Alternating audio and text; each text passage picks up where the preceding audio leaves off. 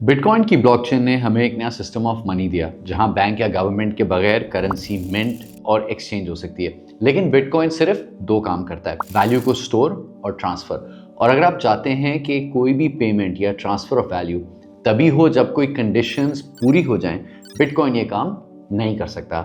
उसको rule based transaction समझ में नहीं आती। यहाँ आती है इथेरियम, एक ऐसी ब्लॉकचेन जहां पैसे के साथ साथ लॉजिक भी लिखी जा सकती है।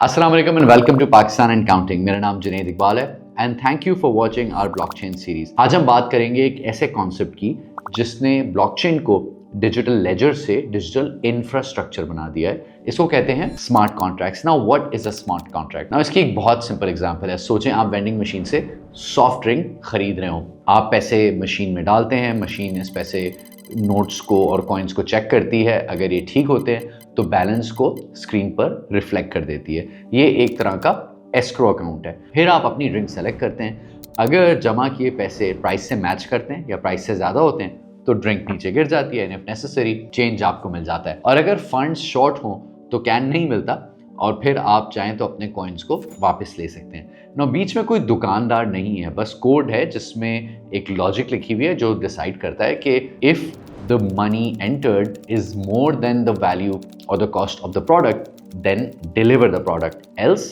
not।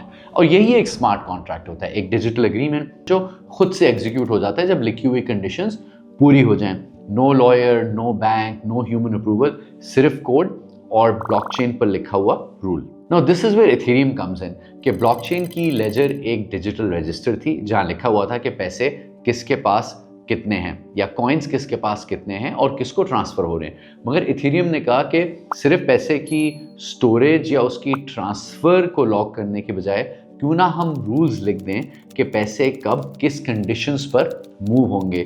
मतलब कि सिर्फ डेटा नहीं, स्मार्ट कॉन्ट्रैक्ट्स भी ब्लॉकचेन पर लिखे जा सकते हैं। स्मार्ट कॉन्ट्रैक्ट्स के बहुत सारे यूज़ केसेस सामने आ रहे हैं। जो रियल वर्ल्ड यूज़ केस में सबसे बेसिक यूज़ केसेस है वो डिजिटल फाइनेंस से रिलेटेड है। फॉर एग्जांपल, पहले अगर आपको कोलैटरल के अगेंस्ट लोन लेना होता था तो बैंक पेपर वर्क, अप्रूवल्स वगैरह का चक्कर होता था। आज ब्लॉकचेन पर कंपनीज हैं आवे और कंपाउंड जैसी जो डिजिटल फाइनेंस प्लेटफॉर्म के थ्रू स्मार्ट कॉन्ट्रैक्ट्स के जरिए लोन्स इशू करते हैं। आप अपना कोलैटरल मिसाल के तौर पे बिटकॉइन जमा कराते हैं और if everything is in order तो कोड उसको इंस्टेंटली वेरीफाई करके आपको लोन रिलीज़ कर देता है। अच्छा, अगर आप एक सर्टेन टाइम पर रीपेमेंट ना करें तो collateral automatically as per stated rules in the contract seize हो जाता है। No manager, no approval, just code. Now इसने फाइनेंस का पूरा मॉडल बदल दिया है। ट्रस्ट जो है वो लोगों से अब शिफ्ट होकर प्रोग्राम्स की तरफ जा रहा है। नाउ द क्वेश्चन इज कि पाकिस्तान में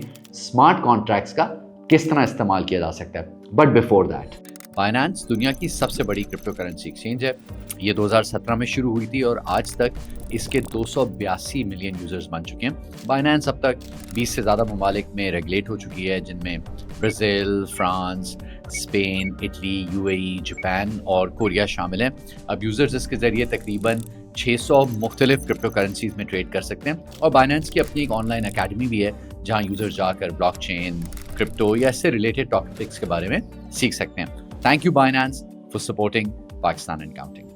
ना आप सोचिए कि ये टेक्नोलॉजी पाकिस्तान में कैसे काम आ सकती है। सबसे पहले तो फ्रीलांसर पेमेंट्स। ना पाकिस्तान में 1.5 से 3 मिलियन के करीब फ्रीलांसर्स हैं जो कि साल का तकरीबन $500 मिलियन कमाते हैं। ना ये अब आईटी प्रोजेक्ट्स करते हैं कंपनीज के साथ। आपने काम करके अपलोड कर दिया थ्रू अपवर्क और any other platform and then जो है आपका जो एंड कस्टमर है वो बताता है कि हाँ काम हुआ है या नहीं हुआ है।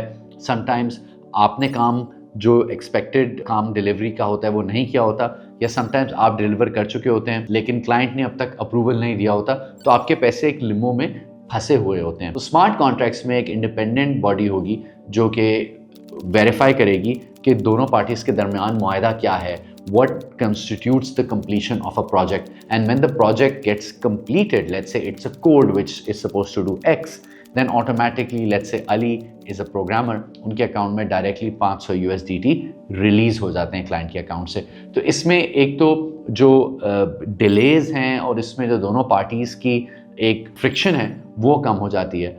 सिमिलरली आप अगर इसको लार्ज स्केल पे देखें, पाकिस्तान में गवर्नमेंट जो है वो कॉन्ट्रैक्ट्स दे रही होती है, गवर्नमेंट सब्सिडीज पे कर रही होती है, ये billions, hundreds of billion rupees इसमें हम साल में लगाते हैं विद वेरी लिटिल ट्रांसपेरेंसी।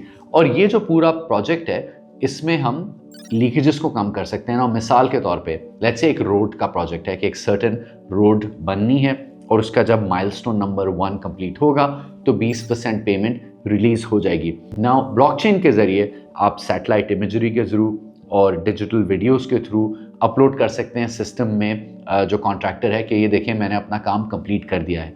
और जो वेरीफायर आएगा, जो इंस्पेक्टर आएगा, वो भी जब चीज़ को इंस्पेक्ट करेगा तो वो एक डिजिटल सिग्नेचर देगा कि हाँ first stage of the project complete हो गया। And the moment this information hits the system, वहाँ पर पेमेंट फॉरन रिलीज हो जाएगी। आपको जाके सरकारी दफ्तरों में चक्कर नहीं काटने पड़ेंगे अपनी पेमेंट रिलीज कराने के लिए, और गवर्नमेंट के पास भी ये मैकेनिज्म होगा कि वो पैसे तभी रिलीज करे जब काम कंप्लीट हो गया।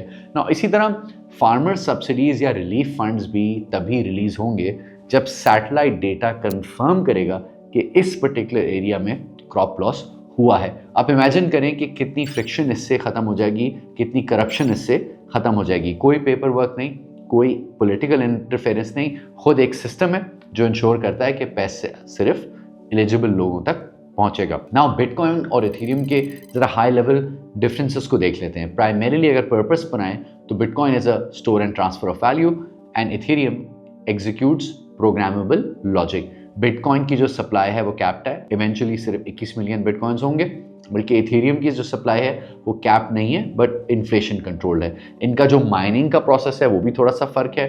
Bitcoin is high energy uses, Ethereum uses less energy. Primarily अगर आप यूज केस को सिंप्लीफाई करें तो बिटकॉइन एक डिजिटल करेंसी का सिस्टम है एंड इथेरियम एक कॉन्ट्रैक्ट ऑटोमेशन का सिस्टम है।